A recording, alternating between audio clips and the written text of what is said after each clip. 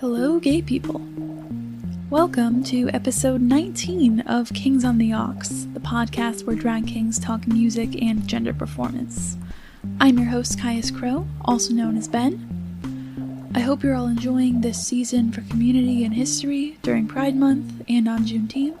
I feel so grateful to be surrounded by artists and activists in Cleveland's drag scene and the global drag community, and especially for the Black drag kings who have built our queer spaces. For this June episode, I'm thrilled to return to a familiar setting, Mixed Classless Act, the alternative drag competition hosted and created by Marquis Gaylord. The inaugural season ran January through February of this year at Cleveland's gayest metal bar, No Class. As I mentioned at the start of a previous episode, I had the pleasure of interviewing the contestants and creating the official recap videos for each week.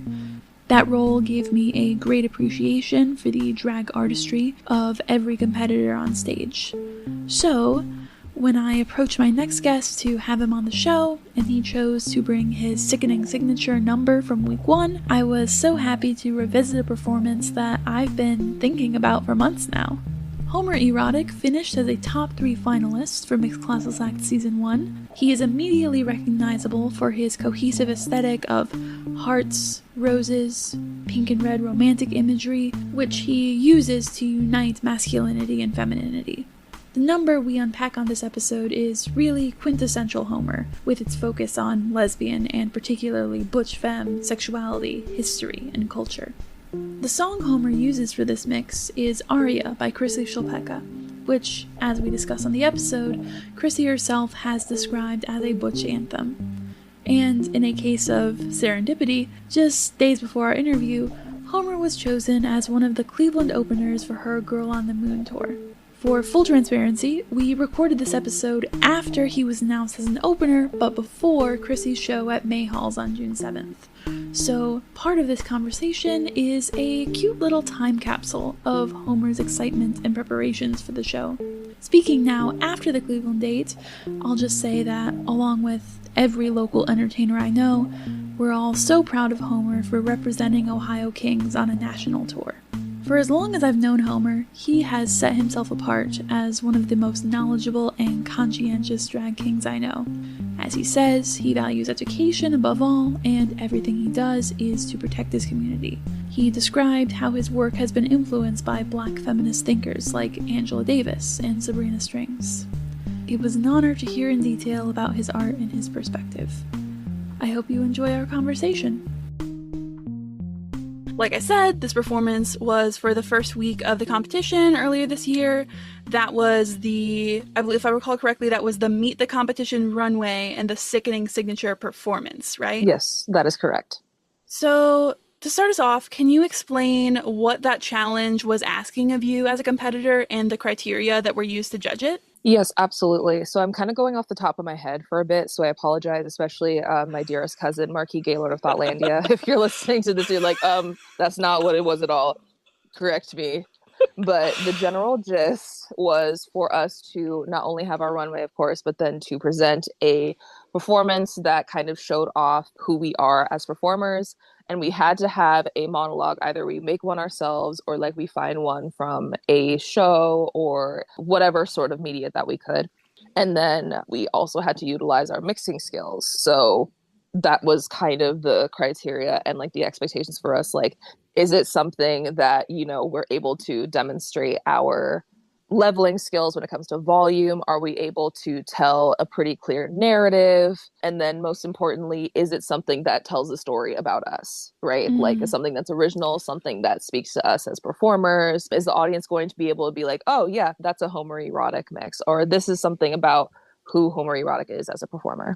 Yeah, no, that sounds, obviously, I am not the number one authority on what the criteria were for judging, but I did have to study it pretty intensely when I was doing those recap videos, and that sounds right. That combination of the technical skills and the storytelling and narrative and the presentation, yeah. Right. So, when it comes to your performance, how would you describe the concept and themes of the performance to someone who didn't experience the number live and in person? So, for somebody who was not looking at or was not there, my inspiration, as always, is going to be lesbianism. Homer E. Rodick is obviously his full name. Everybody, so my wife and I, like, we're actually talking about this recently with his name, and they were like, what does the E stand for? The E has to stand for something. And yes and no, it doesn't stand for anything, but his full name technically is homoeroticism. He is the Mhm. concept of homoeroticism. And Right. so that's what I was trying to garner in my mix, and not just homoeroticism in the sense of like, oh, it's gay, but more so of like the will they, won't they sort of thing, because I know you're somebody who studies English and the English language. Yes, yes. Homoeroticism versus homosexuality are two very different things when it comes to Right. definition. So I wanted to make sure that it wasn't too vague to where it could very easily be interpreted as friendship, which is something that a lot of, especially like a lot of lesbian media, really struggles with, is a lot of times, especially like overseas. In some of the sound bites that I took from Revolutionary Girl Utena, which is one of my favorite animes, a lot of people still debate whether or not the main character Utena and Anthi are actually together, and whether Anthi is actually a lesbian, whether Anthi is actually all those things. So I wanted to make sure that I incorporated those like niche, but like it's kind of like the classics. Like if you know Shakespeare, you're gonna know Hamlet, you're going to know et cetera, et cetera. If you know Sailor Moon, you're going to know Revolutionary Girl Utena sort of thing. So I Mhm. wanted to like not only be homoeroticism incarnate, but I wanted to make sure that I was speaking to like a very specific audience. So Revolutionary Girl Utena enjoyers. And then also a more common one, but I'm a cheerleader, was the other soundbite that I used. And I wanted to put that in because that was a point where she had fully like realized, like this was kind of like the part in the mixed, but she like fully realized that, you know, 1 2 3 4, I won't take no anymore. She's finally realizing that she's a lesbian and she wants this girl. And so that's kind of the story that I wanted to tell, was like homoeroticism fully kind of like hatching and realizing himself. Because visually, like I had this feather headpiece, I had wings on my back, I had eyes on the wings, I had eyes on the back of my wings. I was like looking very like, what is going on with this dude? And I wanted it to be like that because homoeroticism and like learning who you are as a queer person can be kind of unsettling and scary, but you can't Mhm. take your eyes away from it. Right. So I wanted to make sure that in that performance that I was not only again telling a story, but I was like, there's no way in hell that you're not going to know that there's some sort of gay shit going on in this. So that was definitely something that I was trying to portray, like putting in something that's familiar. And then again, a lot of people, I didn't realize this when I decided to make this mix. I did not realize how much Cleveland loved Chrissy Chlapecka. I love Chrissy because I love lesbian artists and I love Mhm, lesbian mhm. music.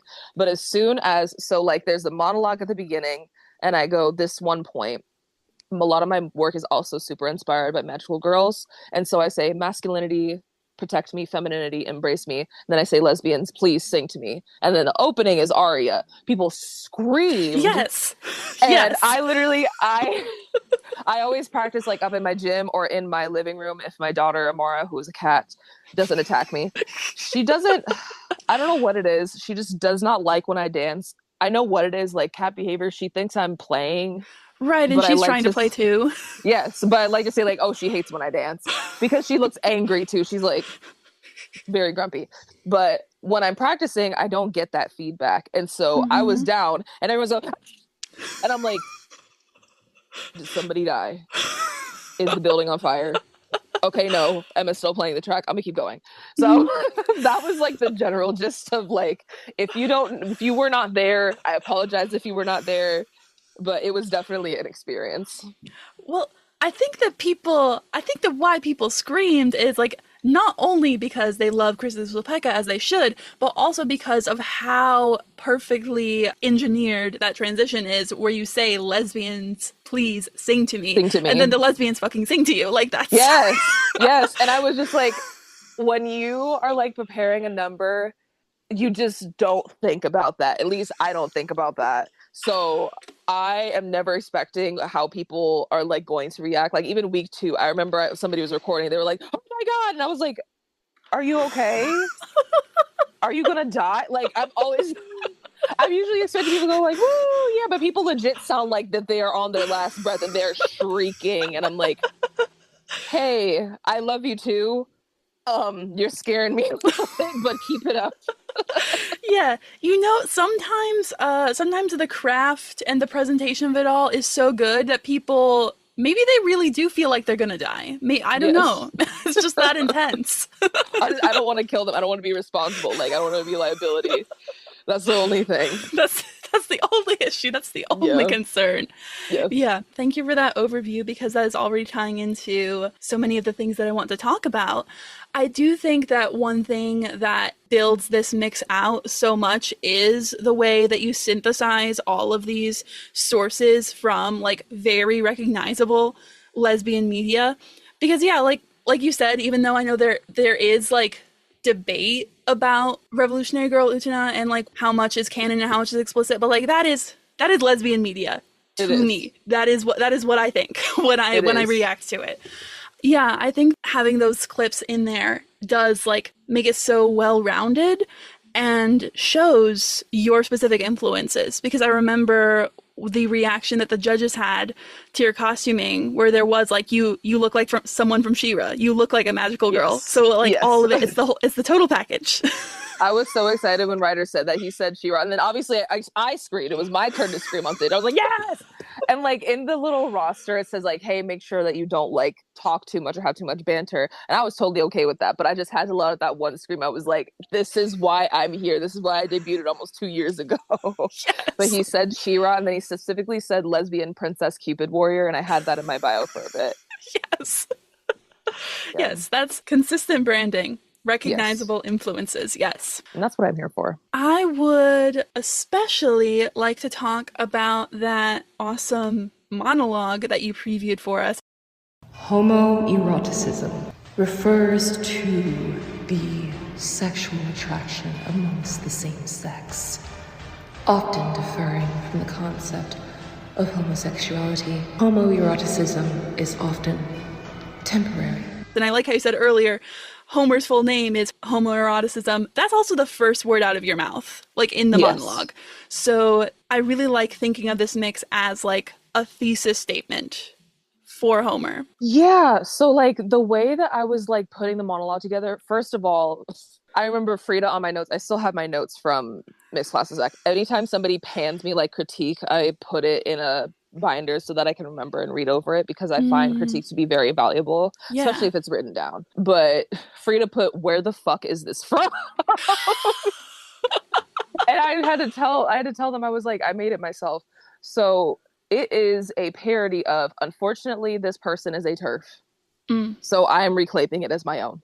Yeah. And I also tried to be very intentional when it came to the words that I use, because unfortunately there's a lot of stereotypes with lesbians being inherently TERFs. That's not true. Right. And we know that's not true. And we're not going to even go into the semantics of that. But the monologue is a parody of a TERF talking about feminism. Now, she is a feminist. Chimamanda is a feminist from the global south. So that is also something to keep in mind when it comes to critiques about her. It's still not okay, but that is who she is informed by. But it's from it was a a speech that was clipped from Beyonce's Flawless. So Beyonce sampled that, and then I took the words from that. We teach dykes to shrink themselves, to make themselves smaller. We say to dykes, you can have yearning, but not too much yearning. You should aim to be sapphic, but not too sapphic, otherwise you will threaten the streets. Because I am a carpet muncher, I am expected to submit to heterosexuality. I am expected to make life choices, always keeping in mind that strapping is the most important. Now, strap-ons can be a source of joy and love and mutual support. But why do we teach femmes the perfect arch? And we don't teach butches the same. We raise dykes to see each other as competitors. Not for jobs or for accomplishments, which I think can be a good thing, but for the attention of that hot salt and pepper butch that comes in on trivia nights. We teach dykes that they cannot be sexual beings in the way that boys are. So it's like, we teach dykes to shrink themselves, to make themselves smaller. I can just hear my one friend, Zuri, who lives in North Carolina. We're both Black. And I got that also idea from them because they would always jokingly say, like, we teach bottoms to shrink themselves, to make themselves smaller. And I'm like, get out of my face. So this time I was being serious. And I did, we teach dykes to shrink themselves, to make themselves smaller. We say to dykes, blah, blah, blah, blah. But the beginning, like, the way I imagined it, like, I also, like, had notes for the lights. I was like, hey, make sure this part is red. And I low-key regret that because I literally my entire eyes were just washed with red. And I was like, where am I? Am I in hell? But that was the only thing. But homoeroticism and, like, this overarching, very scary, how do you put it? Like, otherworldly, divine influence kind of talking down to this, like, primordial state of Homer. That's what I like to think of it as. Like, this is, like, his primordial state, because normally I don't come out with, like, wings and stuff. I usually just come out with a wig and an outfit and stuff. But that's kind of how I structured it. I wanted it to be like, you are in this, like, vessel. I wanted it to be very, like, if you watch anything like Neon Genesis Evangelion or something like that, like, they use a lot of, like, stark red, or, like, maybe they'll be, like, against a black screen and, like, it's just them. I wanted it to seem like Homer was both in his head and, like, completely alone and engulfed in red, and just to, like, have that, like, bring everybody in. It's just like, oh my gosh, what is going on? Homoeroticism, what is this person talking about? What? So that was kind of where my mind went. I kind of wanted to set the stage with opening up with his full name, and also not just being like, oh, I'm Homer E. Rodick, I like gay things. I wanted people to kind of be like, what's going on, and kind of, like, set the scene that way. Yeah, that is how I, like, received it, like, in scene, in the moment, as this kind of voice of God headspace. Like, that's one way that I think the monologue, like, interacts with the clips, where it's like, it feels both omniscient and vulnerable. Yes. Which is hard to achieve. That was so hard to achieve. I was like, I put so many, like, reverb and echo, not ghost. It can be ghost-like. It was kind of ghostly, and I tried so hard to, like, make sure that the voice didn't too much sound like me. Obviously, like, you know, it's me, like, if you've heard me speak before, but I was just like, homoeroticism, step forward. I was, like, trying so hard to, like, make sure, like, I was voice acting that part, and then, like, I wanted you to know that this was Homer speaking. So Homer's speech was, like, not as echoey, but it was, like, very rehearsed, and kind of, like, this air of, like, oh, I know this thing like the back of my head, but I also feel like there's something else going on underneath. Kind of like a kid that's in trouble, or like a kid who's at the front of the class who, like, the teacher kind of hates for whatever reason. You know, like, there's always that trope that's like, oh, the teacher's pet, or, like, the one that's always opinionated and the teacher doesn't super like, because that means they're not obedient. I definitely got on a tangent there, but that's okay, because we love tangents here at Kings on the Ox. Exactly. But I think about making that mix a lot, and there were just so many instances where there would be, like, frustration, and then there would be, like, a eureka moment, and then there would be, like, as soon as I, like, got done and I listened to everything, I was like, yes, I'm gonna make it to top 3, and then I made it to top 3, and then I shit myself.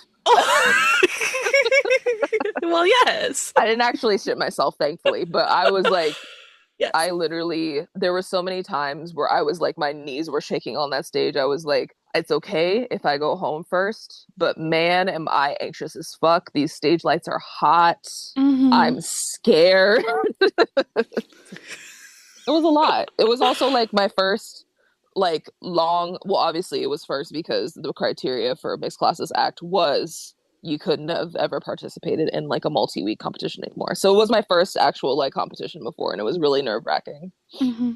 It all came together. I mean, the competition as a whole, but also this particular night, week 1, was a very successful night for you. You achieved that sense of, like, you're on the spot, but also you are, like, inviting us in. And I really, there's this moment, there's this kind of, like, crescendo that it reaches in the bridge where, like, that's, like, we get to see that complete journey. You know? Yes, I remember that like it was yesterday, because that was another thing that Frida had, like, it was, like, something that was spoken about on the mic, because I don't know what it was in my head, but something, like, told me, like, oh, once you get off the stage, you're not allowed to go back on. Nobody told me that except myself. And so I really set myself up for failure for not. There's this one part where Utena says in the English dub, by the way, it's so hard to find clips of Utena in English. I don't know why. I didn't know that. Yeah, like literally I was like trying to find like, oh, this moment English dub. It was all Japanese. I'm like, my audience is not Japanese.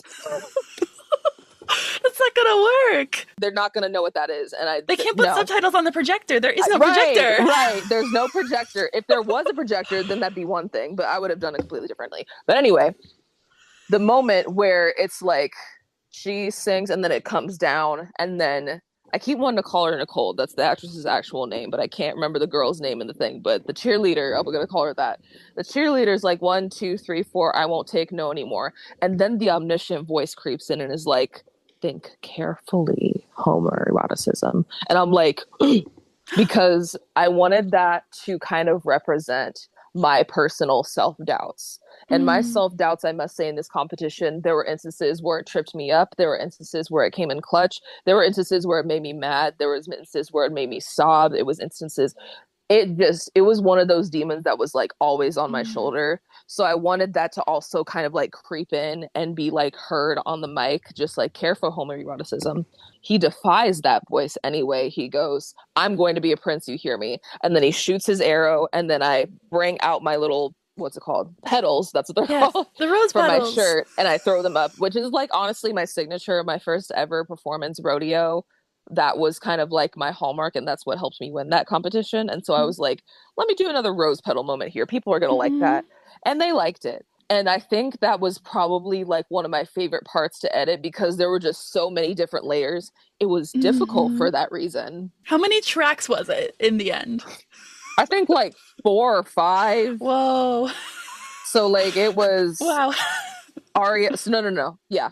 Because what I ended up doing, I ended up editing everything in Cap because I like to do shit on my phone. So I was splicing between the karaoke version. Thank God. Whoever on YouTube made a karaoke version of ARIA by Chrissy Chlapecka, you saved my life. Okay, you saved my life. Because that means I didn't have to go in Audacity and then try and do stuff there. And But I had to splice the original song and then splice the karaoke version so it didn't sound strange when I mixed it. And then I had to do But I'm a Cheerleader. Then I had to do my talking. Then I had to put in Utena. And then I want to say 5. And I was just like scrolling and watching it. I had to zoom in really bad. But it was so worth it because people's reactions. You even see like in a video, Monica Lexon, when I do that split, which was all this choreography, it was completely off dome, off the top of my head. Whoa. Yeah. I used to do show choir, and I used to do exotic dancing, and so I don't know. You prepared. You've been training a long time for this. Like I've been performing, but there wasn't like, oh yeah, I rehearsed and I went like, like I knew what I wanted to do, but that split was just like something that was in the moment, and I was really feeling myself. And I just see Monica Lexon, and she's looking, and then she nods, and I'm like, yes. Monica Lexon looked at me, and she's like nodded. And it was like a really good, like, definite nod. And that was like, I think that was definitely one that took the cake. Even my wife ended up saying, like, you've like grown so much. I wasn't expecting this. Aww. This is so, yeah. And like, I remember I had shown them like the Chrissy songs that I really liked. And they like, at first, sometimes it takes them a minute to like get used to it. But then they heard ARIA and they were like, I love this song. I love this song. And I'm like, yeah. But it was something that was super special because, first of all, like you said, the first week was very successful, not just for me, but just for everybody. It was a packed house. I remember everybody was sitting there on the floor. Everybody was screaming. Everybody was putting their dollars out. Everybody was so engaged with everybody's performance. And it felt like full circle because I remember coming into no class feeling like such a fish out of water. And I was like, oh my gosh, like, I'm used to like all spaces, right? But because I'm Black, unfortunately, people who are in all spaces, white people that is, are not used to seeing Black people. So I kind of had to put my armor on myself. But then I'm like, wait a minute, these are just a bunch of like variously neurodivergent people, especially like my fellow contestants. Like I want to say most of us have autism or ADHD. So I'm like, what am I even afraid of? To then that moment, I was like completely comfortable. I knew how to work the stage, and like, despite everything, it just paid off so well, and I couldn't have been more proud of myself for week 1. Absolutely. I think that overwhelmingly positive reception was very well deserved with how well all the pieces came together. Thank you. We mentioned earlier how the monologue and the opening of ARIA like are so in sync and speaking directly to each other. Did you have ARIA in mind from the beginning, or how did the music fall into place for you? I wish I could remember. That's I okay. feel like I was trying to think of like, again, basis was homoeroticism. I'm like, okay, what song? What song have I not done before? Because when I go to like either a new venue or like if I want to showcase something, I usually want to do a number that like I've already done before or one that I've never done before, like either my signature or like a new one so people don't know what to expect. And I think Aria came. No, I know exactly why I chose it. Okay. I chose this because I think this was when, in fact, I know it was when because the song came out in January. She was advertising it and promoting it, and she was like, "This is a Butch anthem." I'm like, "It is. I'm Butch. I'm gonna do the Butch anthem." And so I put it in there, and then everything else kind of fell into place. That's wonderful. That's wonderful. So it was Voice of God, direct from Chrissy. Yes. It's so interesting actually because like any single time that I've been working out lately, like there's a song that she has called Apollo. And literally, so like our gym is essentially the top floor and you see the sky and the treadmills are also facing the skyline. And so as a result of that, like I hear the song and it goes, I can't remember what she's saying because her voice is just very beautiful soprano. But I just am like, Chrissy, I'm coming, Chrissy, I'm coming, Chrissy, I'm coming. And so like anytime I would be like trying to like build up my stamina or something, it literally felt like she was reaching to me through the clouds. And I would imagine myself reaching out to like the crowd or the audience. And then like I would just imagine like Chrissy's coming through. I also would work out high, mind you. So like I'm not like I already have a pretty colorful imagination, but like because I have chronic pain, I will like also take THC. And so literally like I want to say like the sky was like pink or something and it was like snowing and I was just like, Chrissy, I can do it. Okay, I can do it. I'm gonna go. So I don't know. I didn't realize how formative of an artist that Chrissy Chlapecka was for me until Miss Classless Act. And then every time I perform Aria now, people are like, oh yeah, this is kind of like Homer's thing. I'm like, what? I have a thing? Yeah. I didn't even know that. I didn't know that was possible. I love that though. You've been having spiritual out-of-body lesbian experiences. That's great. Yes, That's great. out-of-body lesbian experience is a great way to put it, actually. Nice. I'm glad you understand. Yes. I have not identified as a lesbian for some time, but the community was like very formative to me, like as a teenager when I was like figuring things out, and like Butch identity was like very formative to me like early on. So yeah, there's a wavelength. I get it. Well, that makes a lot of sense. Tale as old as time. I think why Butchness means so much to me, and like I apologize if I get emotional because this is like really emotional for me, but I always say this funny thing where I say I'm the son of a Butch and I'm straight on my dad's side, which is true. My mom is a Butch lesbian, whether she wants to identify with those words or not. She came out to me and my sister when I was in 3rd grade. And so I have known the gay community, which is really weird, knowing like all the ins and outs of like the gay community at age 9. Yeah, not a lot of people literally grow up in it. No. Yes. And so like I had a lot of like gay men in my life. Like there was this one guy who would do yoga and stuff like that. But it's so meaningful to me because I recently, like that was also around the time where I was like not on good terms with my mom. I'm now no contact with her. And so like it just sucks too because I remember when I came out as a drag king to her, she was like completely against it. And I was like, now come on. This makes no sense. The Butch lesbian doesn't like the fact that I'm dressing. And I didn't even say, like, not to say that, like, you know, medically transitioning is bad because literally it's not. But it's not like I said something like that because to cis people, that's super extreme. But I didn't even say that. Literally all I said was, Mama, I like to dress up and pretend that I'm whatever the hell Homer is. Literally whatever the hell Homer is. Literally. And then she said, I don't like that. And then it said several homophobic things. And then afterwards she kind of came around, but it was just at that point where I was like, I see so many people have their parents, and like it took me a very long time to like kind of come to peace with that and not let the, because it's like it's healthy to be jealous, right? But I was just like, it was getting to a point where it was unhealthy for me, and where I kind of had to do some soul searching and be like, maybe in my lifetime my mom will not understand me, but that is okay. I want to love myself. Yeah. And so I really poured myself into this project. I poured myself into all my projects. Yeah. But specifically this one, because it was like, this is who you are, and this is who you are presenting to no class. This is who you are presenting to a huge chunk of the gay community of Lakewood. And so I need to like really go out with a bang. And like, I still talk with my sister who is bisexual, and she's 20 months younger than I am. And she is like she's the opposite. She's like the hugest fan. She uses my pronouns properly. Aww. Yeah. So she doesn't always come to drag performances, but when she does, she shows out. So it's been so interesting being in drag and coming up with numbers and putting things together, seeing how they turn out, and then seeing the people that I attract as a result. That is something that I think is so wonderful about, I mean, I think your drag in general will like bring a room of people together. People get really into it and feel like connected with you, but like emotionally, politically, aesthetically, I think that is something that Homer really does. But we super see it in the emotional journey. And yeah, that combination of vulnerability and power in this performance.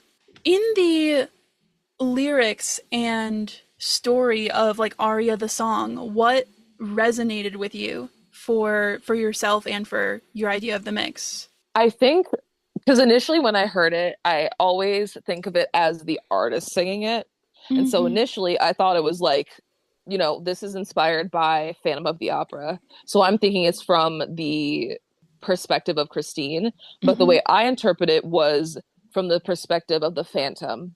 Or rather, for me, a Butch that at the time, or like I've experienced this several times, where like I was afraid to identify as a Butch because I was afraid of what that might look like for others.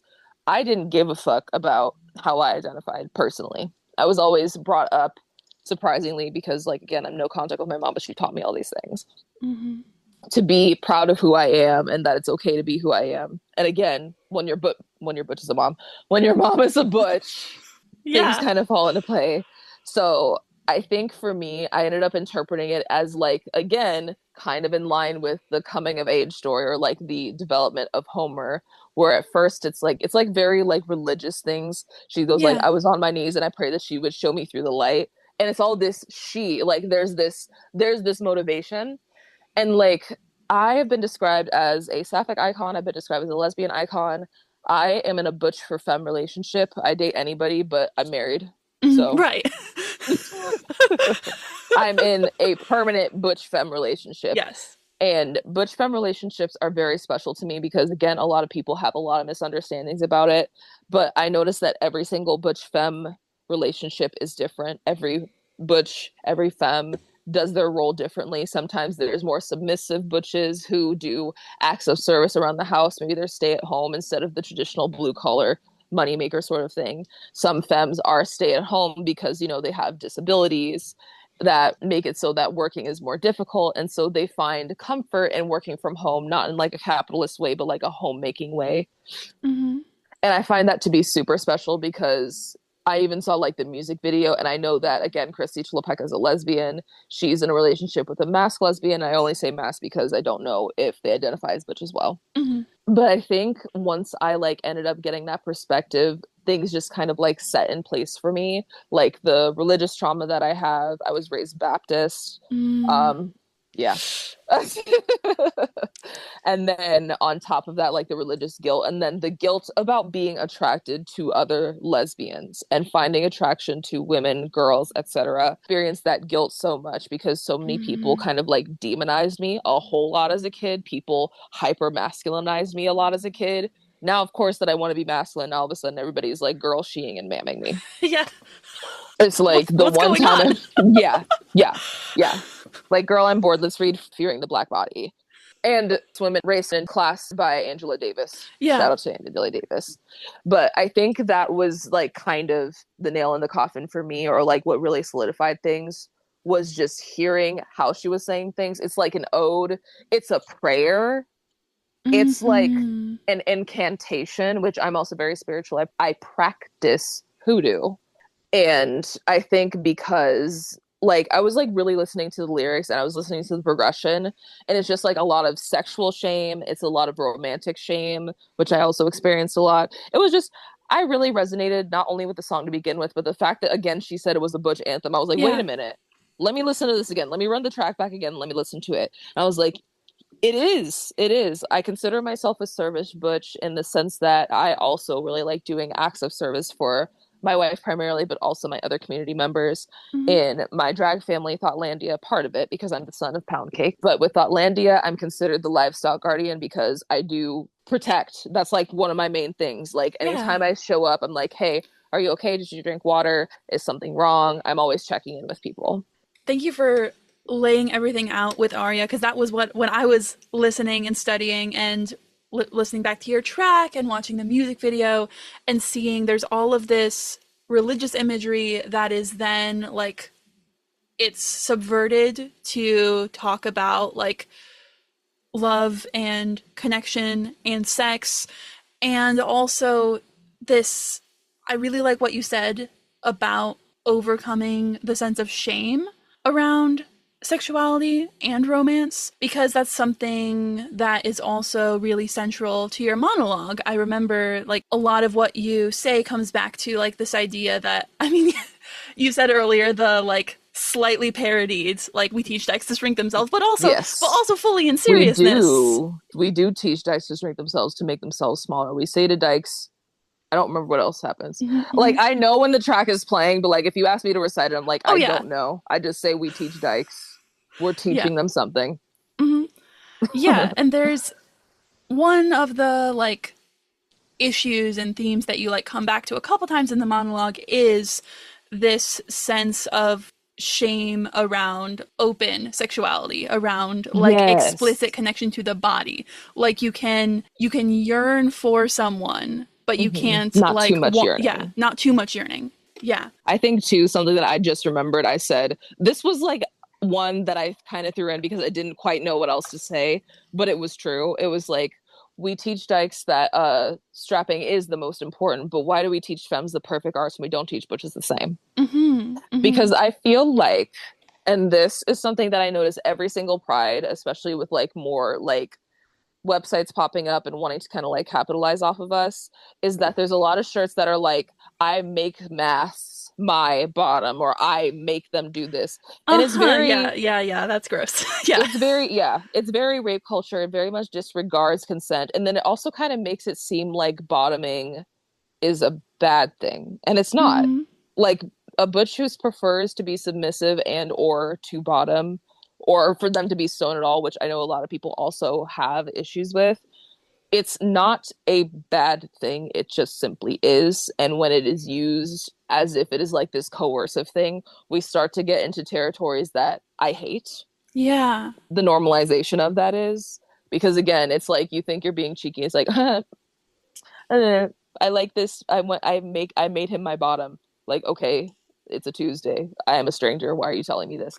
But then again, it's like all people, it's so interesting because people say that butch femme is replicating heteronormativity, but then when a butch is like, hey, I'm submissive, that all of a sudden you wanting to be like, oh, well, I'm going to top you and make you no longer a butch. That's not how that works, babe. No. Who said that bottoming or being submissive was feminine? Who said that it was degrading? Who drew this triangle? Right. And then if it is degrading for that person, that is up to them and whoever they decide to engage with. But the language for it being broadly put out there, I feel, unless, like, I notice that, like, people who make it, it's usually a corporation. It's never, like, an independent thing. And if it is an independent thing, I could just be like, oh, let me just not shop there, because if you're making those sort of shirts, don't like that. But it's usually, like, these mass-produced things, which is a whole nother thing when it comes to, like, sustainability.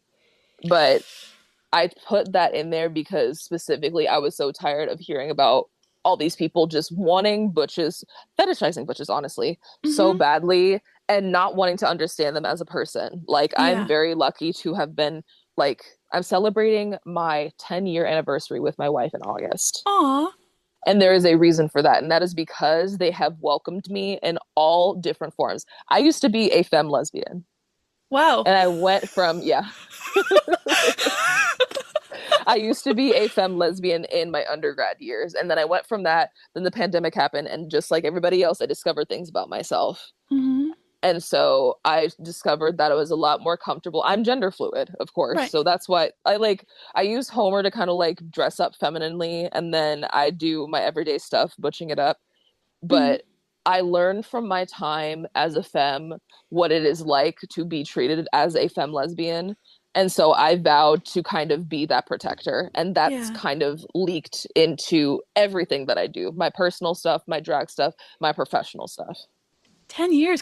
Early congratulations to you guys. Thank you. And then we're celebrating our wedding anniversary at the end of September. I think this will be year 4. Yes, year 4, because we got married in the courthouse because Rue unfortunately got really sick with COVID and they were threatening to overturn gay marriage. So I'm like, let's make sure we're legally protected.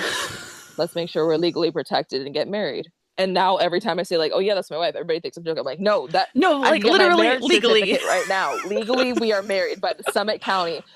I can't remember the judge's name. I used to work at this mental health facility, which are a treatment facility that also did primary care. But I used to work very closely with the judge who ordained us. And I was like, and I didn't realize at the time because this was before I ended up working there. But like, I wish I could like write a letter to her and be like, thank you for ordaining us. She like tried reassuring us because we told her like, yeah, we were doing this because we were scared. And she was like, I would be very shocked if something happened with that. Akron is very accepting, which I love this city so much. A lot of people, I'm originally from Cleveland. I grew up on the east side. I graduated from Euclid High School. And a lot of people said the worst things about Akron. And ever since coming here and living here myself, I love it so much. Like, there's so much about the people that I love deeply. And I think that's also just tied very intrinsically to my butchness, is just that I love the community that I protect very deeply. And I also, like, because I love it so much, I protect it very fiercely. Yes. Like, I'm not going down without a fight, sort of thing. And I think that that's something else that you're really like known for. Like, I think that people look to you. I've observed, at least in a combination of like physical and online spaces. I think that people like really value your perspective on like how to protect and preserve and uplift in community. I think that is like really central to your drag and your presence. Absolutely. I've always been that way, especially since undergrad. I graduated from Kent State. Go Flashes, kind of. A little bit. I don't know. I'm like, my sister works and went to University of Akron. I'm like, of course we would be sisters and we go to rival schools. I've always been that way. I remember like my freshman year, but it was my spring semester, I immediately hit the ground running with student organizations. And I became very close with like before this got taken away by the House bill, but the director of diversity, equity, and inclusion, I was very close with them. I was very close with the vice president of that division. Like, you couldn't tell me anything. If you were trying to debate something with me, I knew 10 different ways to make it so that you couldn't. Like, I made sure that my shit was airtight, and I still do. I don't regret any of the time that I had on Kent State. Like, that's where I met my wife. That's how I made all the connections that I do. That's where I learned all the things that I know. Like, I'm very thankful for the upbringing that I have, despite everything. Yeah.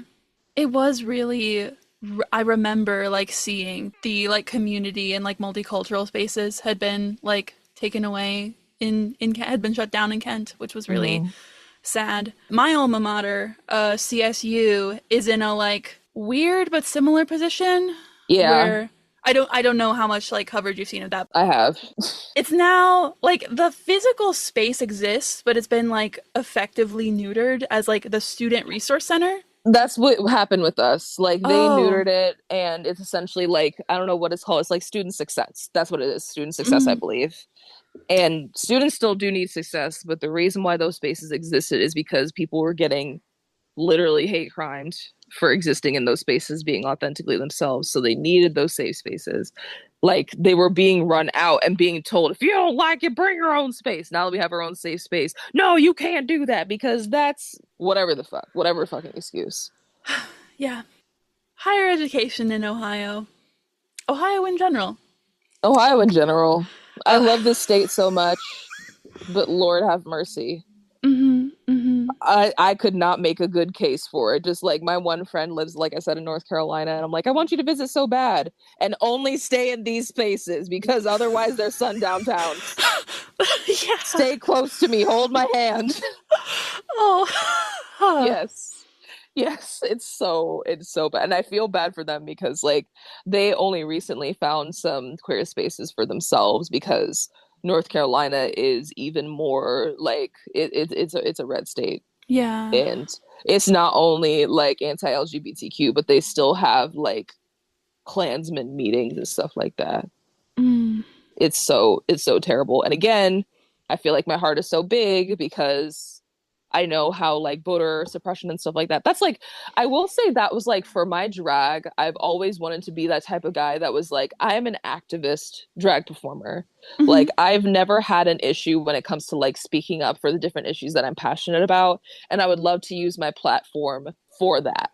Yeah. Yes. I feel like I would be really at home with that. Yeah. And I think that that's already how, like, I already see that in like the work that you're doing and the issues that you speak out about. I actually wanted to ask you about that, and this, I fear that this may overlap too much with like the interview portion of Mixed Classless Act, the finale, but also it's been months, so it's okay. That's okay. I barely even remember the question that he asked because he asked a train question to distract me about it. And then I was like, I don't know math very well. So I literally just sat there like, what the hell is he talking about? And then he asked the actual question. I remember, that was a question that it wasn't even on the page. Like, he gave us questions that he was going to ask, and then he just started asking questions off rip. Then he just started making things up. Yeah. And it was great. And I was like, hey, wait a minute. But my question for you with regards to community activism, this can be as big or small scope as you want it to be, but what would you say needs to change in the Cleveland and Ohio, Cleveland specifically and Ohio in general, drag scene? I think that with everybody who swears, how do I put this? I know that we are a community, but I really need people to act like a community and stick to restorative justice and rehabilitative justice, because I know a lot of people are like joking about like, oh, I'm canceled, but like, usually people who cause legitimate harm are not being taken care of as they should, and people no longer feel safe to be in spaces.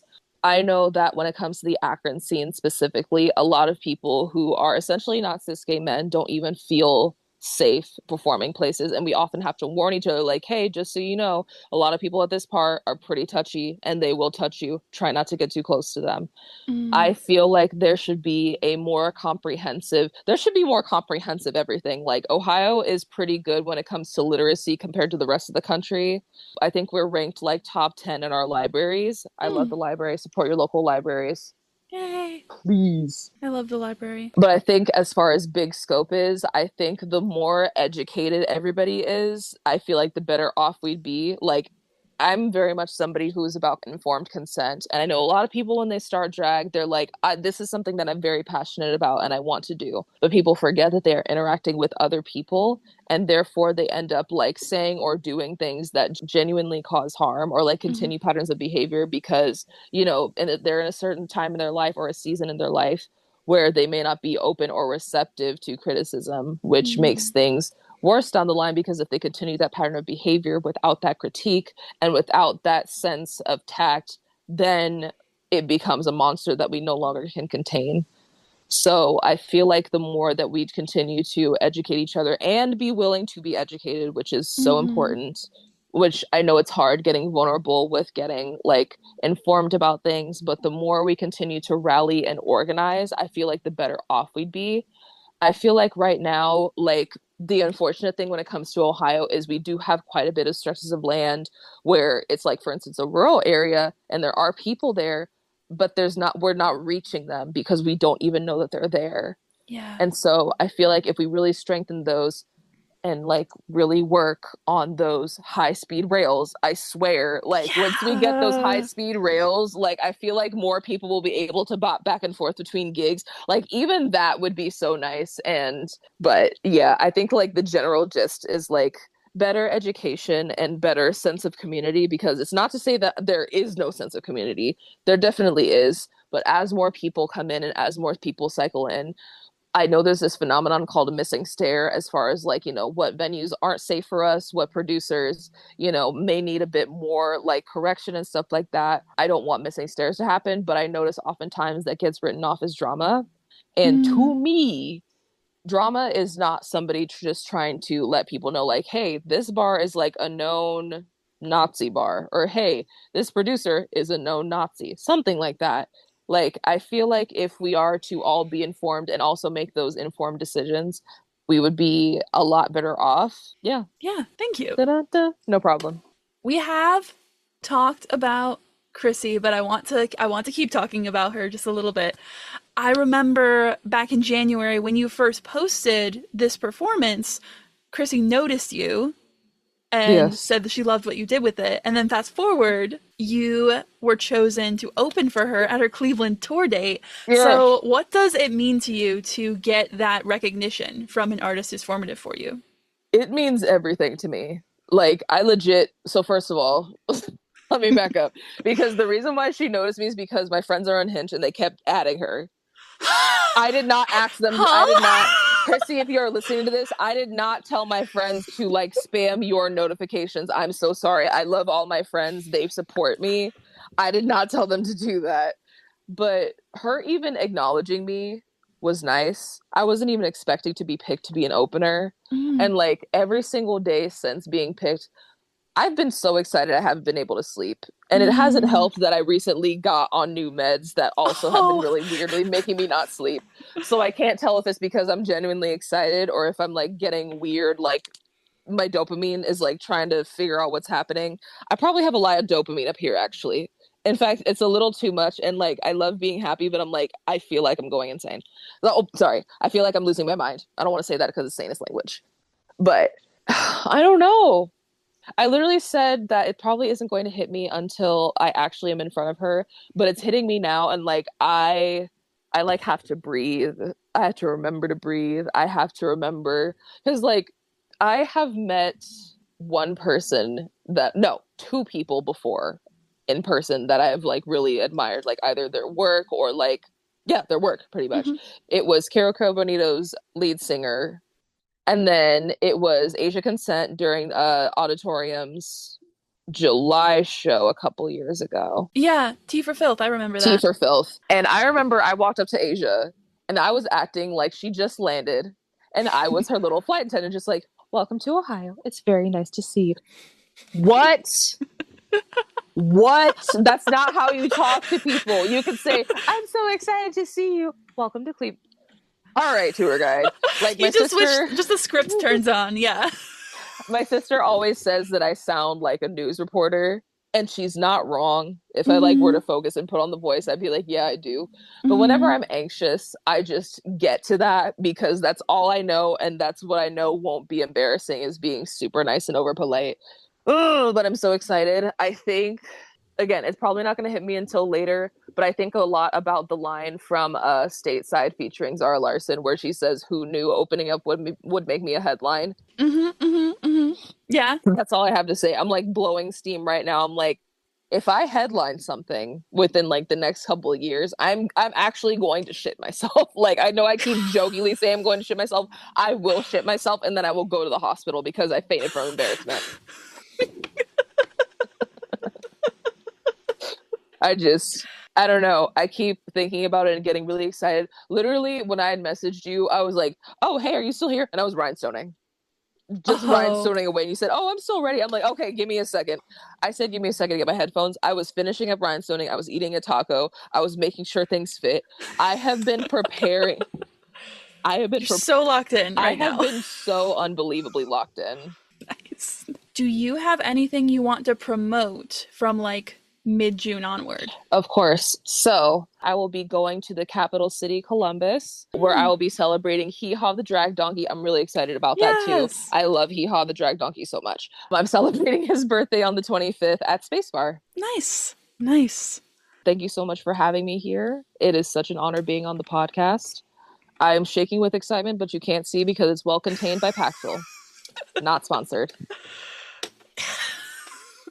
Well, thank you so much for your time, Homer. I have really enjoyed this conversation. Thank you for everything you do in the community. Thank you so much for having me. Bye, I'm Homer.